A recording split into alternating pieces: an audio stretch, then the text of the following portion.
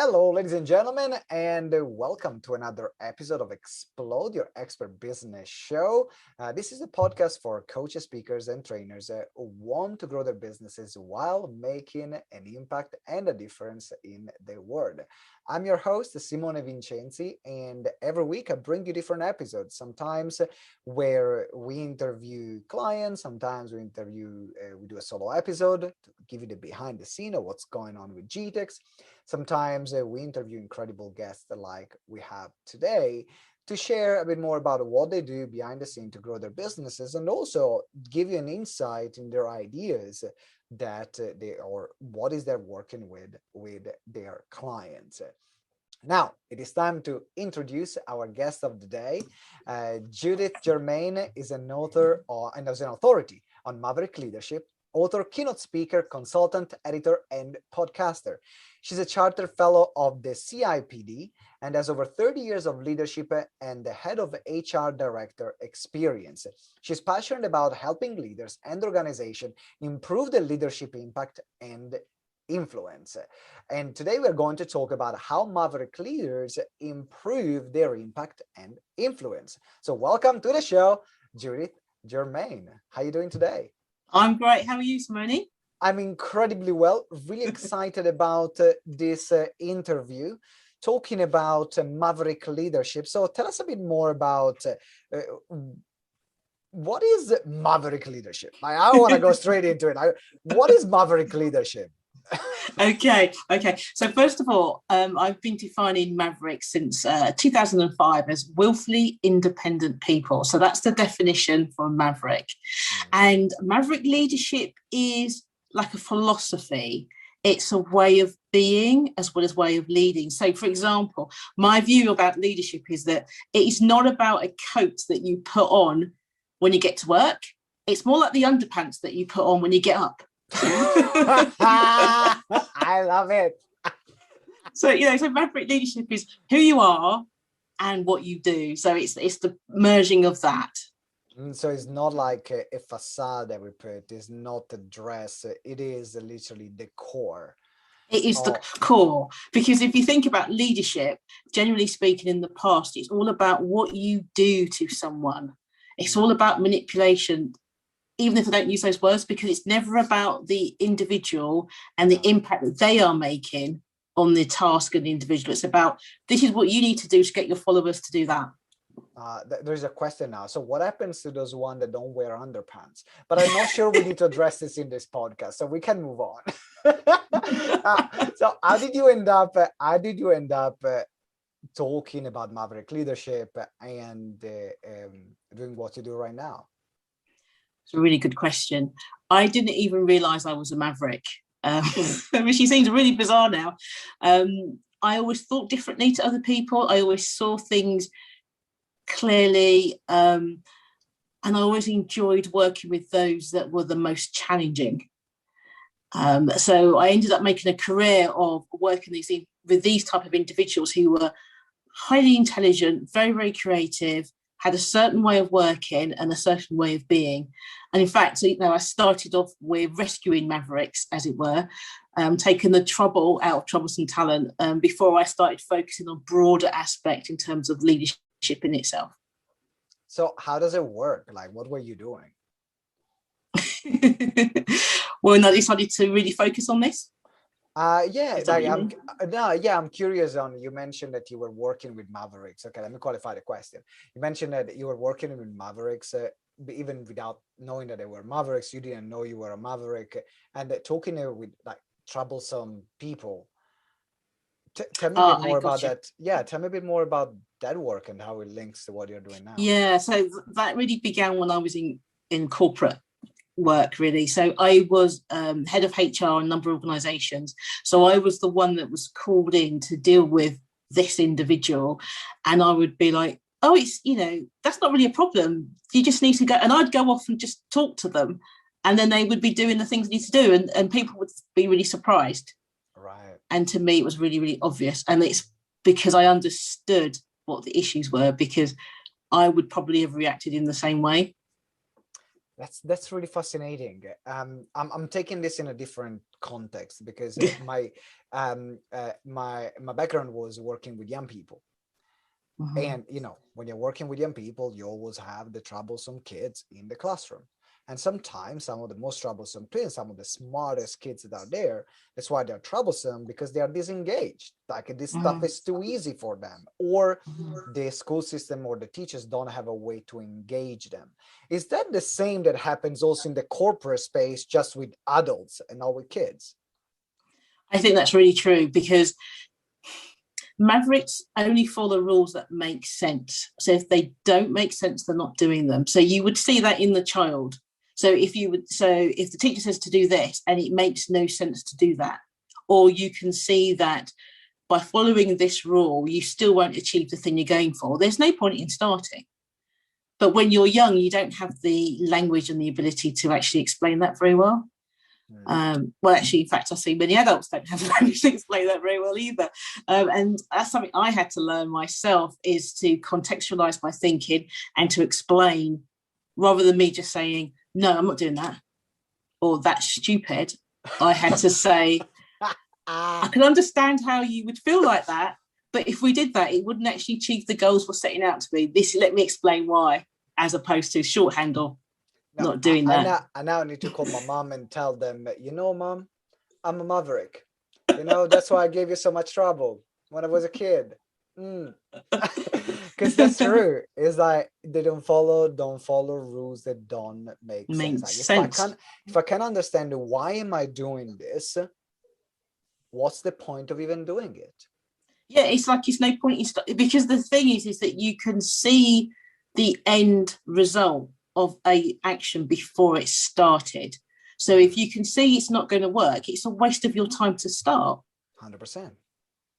Yeah, so that makes perfect sense to me. But so how does he contextualize, like, what happens in leadership? Is that a leader that is a maverick? So someone who's like a maverick and now becomes in a position of leadership, and how they deal with? Or is that how to deal with if you're a leader, how to deal with mavericks in your team, for example, or both? It can be both. So you do not have to be a maverick to be a maverick leader, because as I said, there's the personality of a maverick. So like you and me, we're mavericks. It's our personality. We can work, be maverick, go home, we're maverick. Some people I call maverick behaviorists are only maverick in their area of expertise. So at work, they could be very mavericky, and then they can come home and be, yes, dear, I'll do this, more compliant.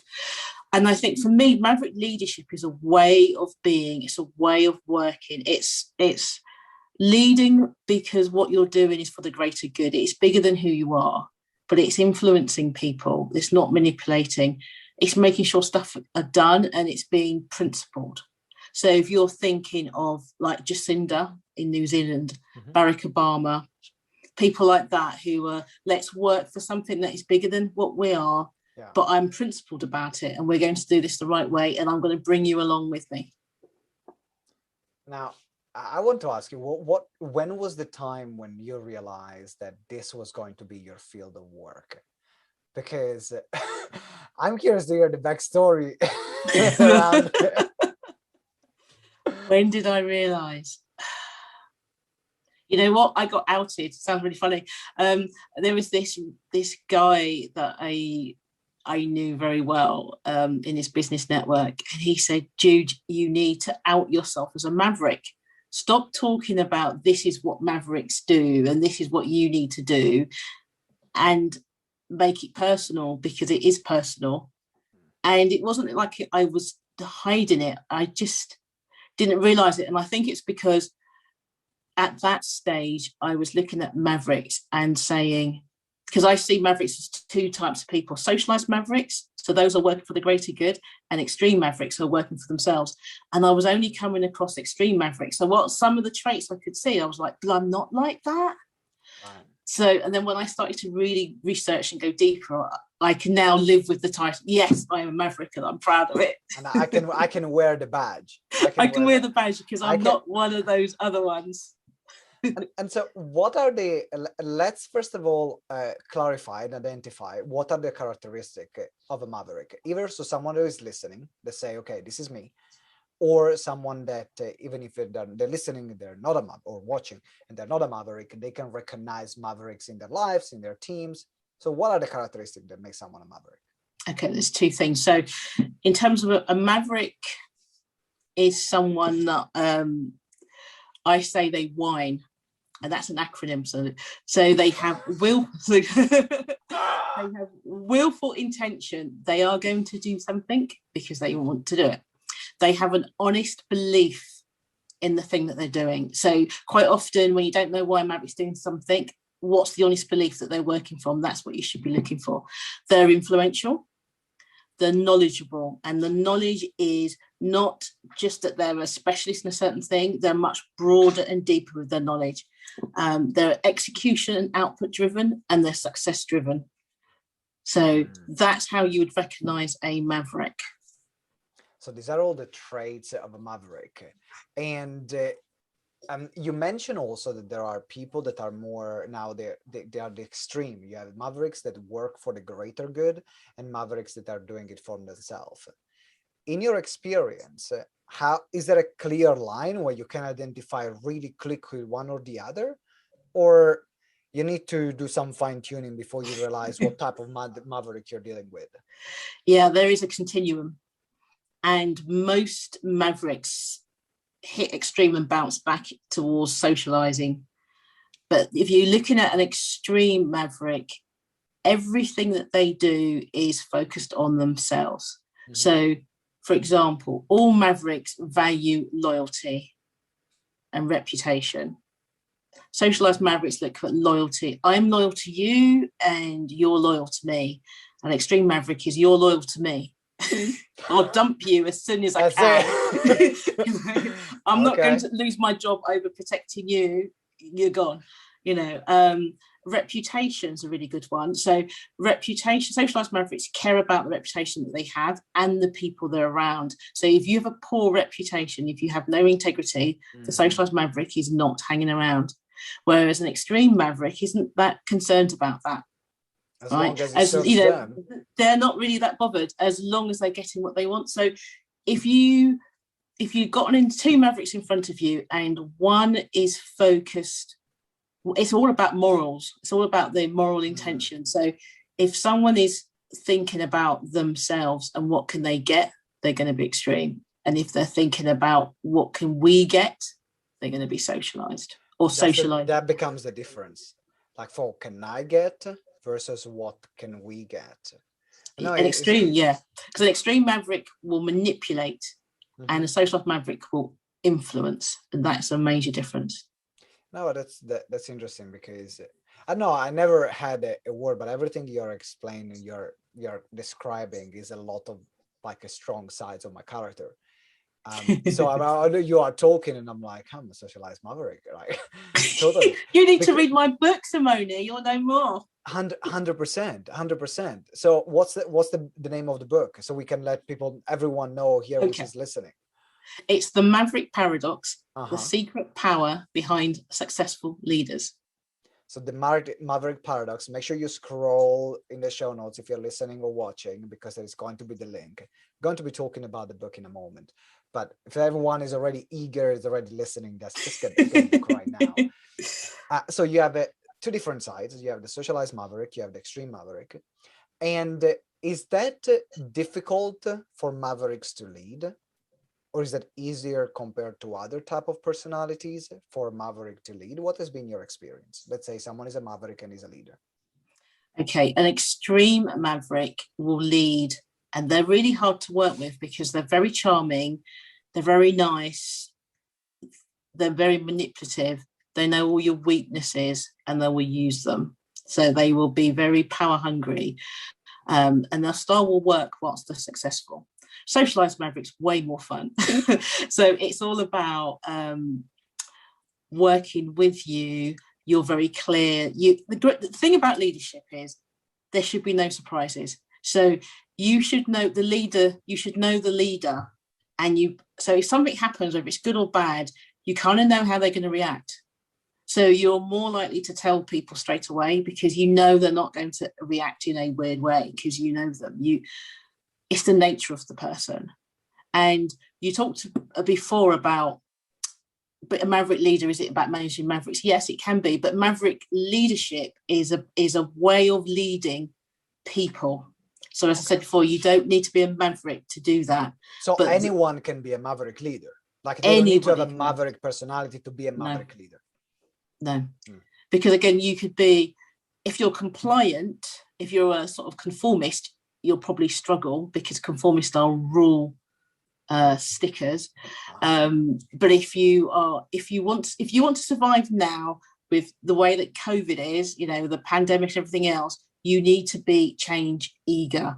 And Maverick leadership enables people to be change eager and make sure that they get things done in the right way and with everybody involved. So it becomes a way of being. It becomes like an embodiment of qualities and characteristics rather than being this is me or this is not me and then a matter of personality. Because I know when you're talking about Maverick, you're talking about three specific traits that they have, which you have also in your background, which is strategize, innovate, and execute. How does these three elements, they coexist inside Maverick leadership and the concept of Maverick leadership? Wow, that's a really cool question. Okay, let me think about that. So basically, right, so if you think about strategizing, this is about looking at what needs to be done, why does it need to be done, and what's its purpose. So all Maverick leaders that are effective don't start a job without knowing where it's going and where it's proposed to be going. The innovation comes from looking at the different data points, the different connections that can be made. So there isn't a Maverick leader anywhere that starts a conversation with, what did you do before? Always will start, what's the problem? And explain to me what's not working. And then the innovation goes around fixing the problem, but it doesn't start with what have you done before? And execution, as I said before, every Maverick leader prides themselves on their ability to execute well, because there's no point in starting something if you're not going to execute it. So there's no people that will struggle with finishing if you're a Maverick leader, because it will get done, because it's all about reputation as well. We said we'll do it, so we will do it. It's the commitment we make. So there is a strong element of kind of social pressure around this to making sure, which I think is very healthy in this environment, when we are keeping the promises that we make. And we say, okay, we're going to do this. This is what we're going to do. This is what we're going to deliver. But now I have like something here in my mind, because you said everyone can be a Maverick leader. And I can already see people listening right now. They're sending me telepathic messages at the moment. And they are saying, oh, but I'm not a finisher, so I can't be a Maverick leader. I'm not a strategist, so I can't be a Maverick leader. I don't know how to execute stuff. I can't be a Maverick leader. But you said that everyone can be a Maverick leader. So what would you say to those people that are sending me the telepathic messages right now? Right. First of all, I would say all of those things with yet at the end. So I think there's 6 decisions that you make, and this is about being driven. You can see I like my acronyms, okay? So the first one's determination. So you decide that you're going to do a thing. The next is reputation. So have a reputation for integrity. And what I mean by that, integrity is seen in 2 parts. One is the character. So, am I trustworthy? Will I do what I say? The other is wholeness. Is what I do and what I say the same? Is it linked together? Is there a gap? Is there a facade? I stands for influence. So all Maverick leaders learn how to influence, and we can all learn how to influence. The V is for versatility. So don't stick to dogma. If you're reading something on Facebook, investigate it. Don't just believe it because someone told you to. It's very anti-Maverick to do that. E is about execution, talked about before, and N is narration. So the last decision is telling the tale. right? Really good leaders tell you a story. So you're in an organization, change needs to happen. You say, guess what? This is what's going to happen. Can you imagine if? And you paint the story and you pace people through that journey, and it's exciting and it's fun. And I think that, I've spent years teaching, training, consulting, mentoring individuals and organizations how to become more maverick leaders in the things that they're doing. It's definitely possible, requires some work, but all good things require work for them to achieve. So everyone can, and I love the fact that these are all skills that can be attained and we can all work towards it. Can you repeat again the different points of the acronym? Driven. Yeah, driven. Yeah, repeat them so for everyone that, because if you're not written them down, write them down right now. They're sending me telepathic messages. Can you repeat them again? Okay. Determination, reputation, influence, versatility, execution, and narration. And it's in the book. and you have them, and here you have them. Yeah. So now I would love to ask you like a practical example, because now we've talked so far in this interview more about the theory about being a maverick, being a maverick leader, who is a maverick, who is not, what does it mean to be a maverick, and so on. But I would love to see from your experience, maybe an organization that you've worked with, that you either work with a leader who's a maverick leader, that you say they set the bar, they set the example of maverick leadership is, or someone that you worked with them and you turned them into a maverick leader and the organization turned around. You can pick whatever example you prefer. But I would love to hear about how organizations or businesses can implement this based on an example that you have. Okay. I worked with an organisation and I was called in to work with the leadership team because the CEO wanted the leaders to be more autonomous, and he wanted them to think in a much more strategic senior method. So they were good at what they were doing, but there was some issues about stepping up into those new roles, because obviously, probably like most people, if you've never done it before, you don't know what you need to do. Yeah. So what I did was I designed a Maverick Leadership program specifically for those individuals, and we looked at how to strategize, innovate, and execute. We looked at those 6 decisions, and we looked at wines, and we actually pivoted the business to use those as a method of organizational and structure. So the difference they went from being obviously a good business to begin with, but they were turning over more money.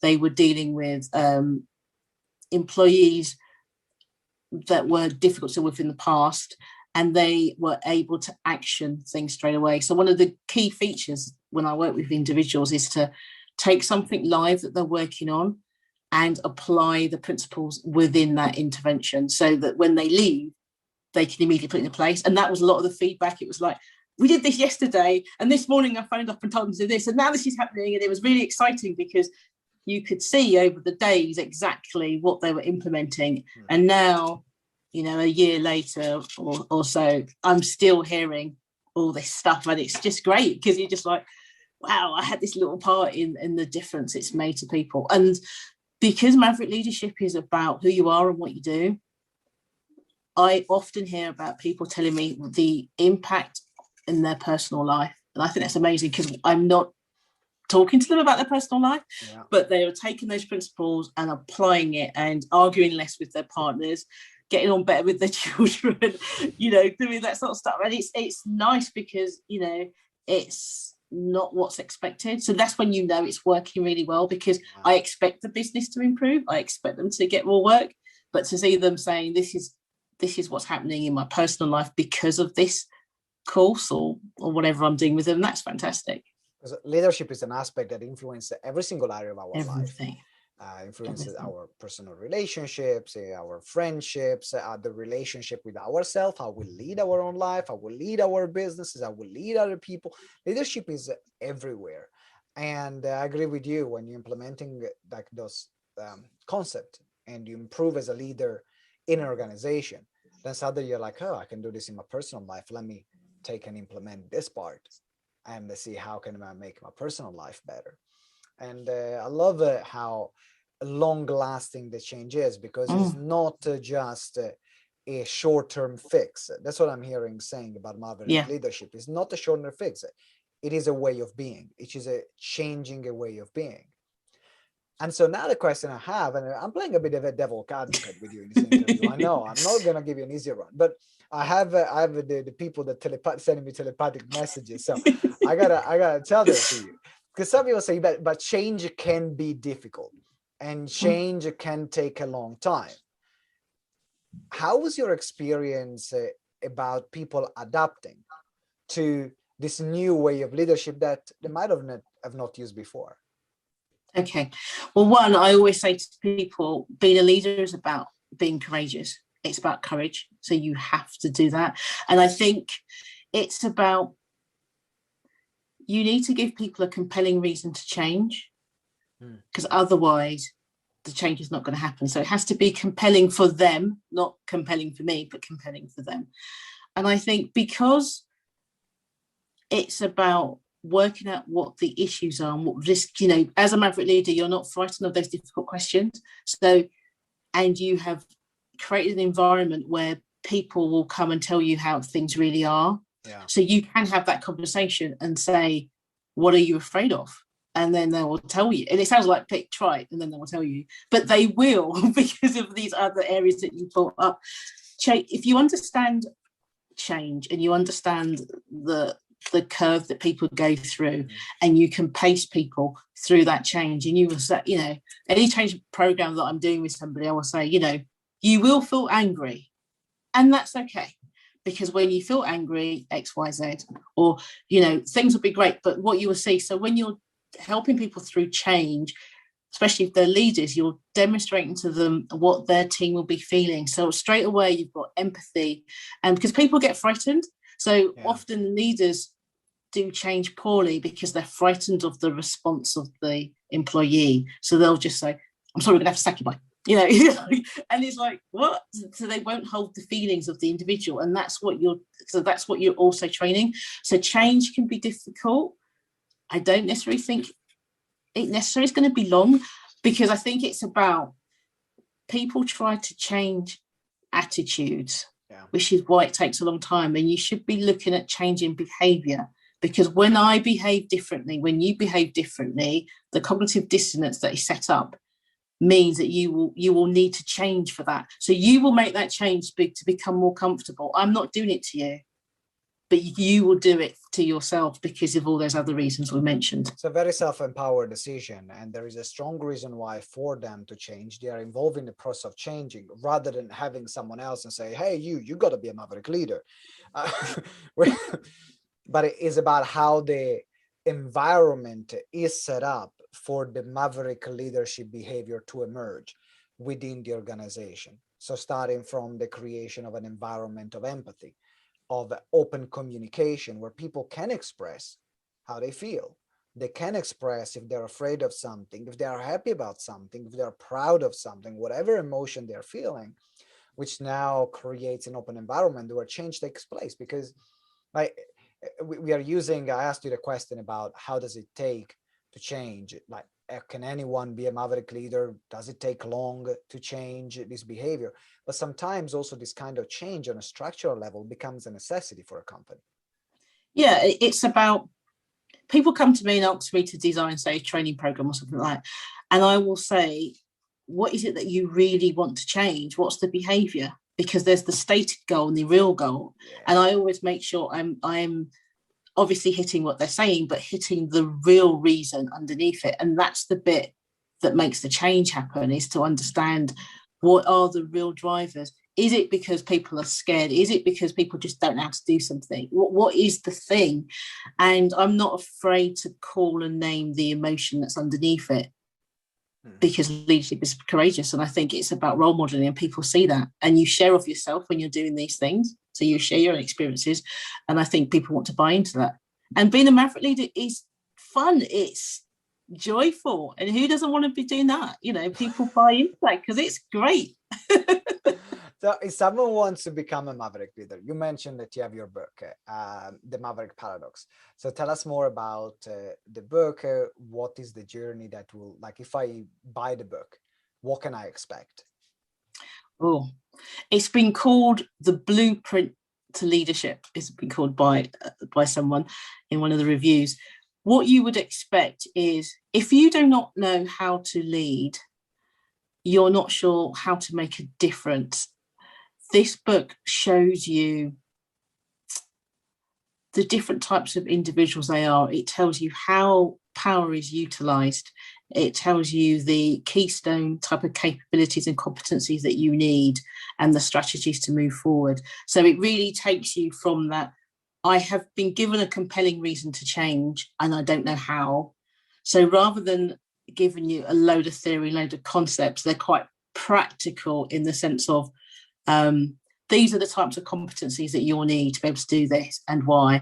And here are some examples. So one of the things that people like about the book is that the case studies are like dialogues. So you're actually almost like watching a story of somebody going through it and then an assessment as to what took place. So it's not cold and dry. So I think the book starts off with a conversation with a manager and the HR, and the HR wanting to sack an employee and the manager too frightened to do it. So what does that mean? How does that work? And they figure out what has to happen. And it's very much like that. So people go, yeah, this feels really real, or I remember having a conversation like this, or I saw someone doing that. So there are a lot of practical examples that people can see, okay, actually this is a real situation and this is where I can actually physically apply whatever I'm learning in the book, which also I think makes the best kind of books, in particular in this field around leadership, because you don't want to have a bunch of theories that you're never going to be able to apply, or you might understand the theory, but you don't know where to apply in practice.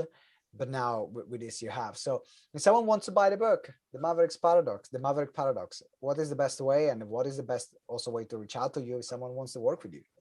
Okay, head over to Amazon is the best place to get the book. And if you want to reach out to me, you can email me at judith@maverickparadox.com. Check out the website, maverickparadox.co.uk. Okay, so make sure you reach out to Judith at maverickparadox.com, or visit the website maverickparadox.co.uk, and you can get the book on Amazon. Don't worry, don't need to remember all the links. Make sure you scroll down right now and you can get the links in the show notes, and make sure you connect with Judith straight away, because leadership, whether you like it or not, is something that you as a business owner, you have to deal with. And you're leading, whether you're leading your family, whether you're leading your organization, whether you're leading your business, whether you're leading yourself, leadership lessons and leadership training is one of the best training you will ever, or books or resources you will ever be able to invest in yourself and have an incredible return, because you can use them in every single area. So make sure you get the book right now, scroll down and get it straight away. Judith, has been incredible having you on the show, and really enjoyed the conversation. And I know I've been a bit mean and I've been a bit more the devil's advocate, but I think it's important to see, and what I loved about the interview that we had is, first of all, the different types of mavericks, how the people can recognize which people they are dealing with as well, and also how to practically implement the Maverick leadership into our business. So really appreciate it. Now, if we were to summarize this interview with one final message you want to leave with everyone with, what would the final message be? Okay, my final message would be that everyone can be a Maverick leader, and that includes business owners, because the ability to strategize, innovate, and execute enables you to increase your revenue and attract the people towards you. So I think sometimes when people think about Maverick leadership, they think of it only in the corporate space, but it's very relevant to everybody, whether you're running a business, working in corporate, or as an individual. Awesome. Thank you very much, Judith. It's been a pleasure having you on the show. And if you have, make sure you connect with Judith. All the links are in the show notes. And until next time, remember that together we grow exponentially. Ciao.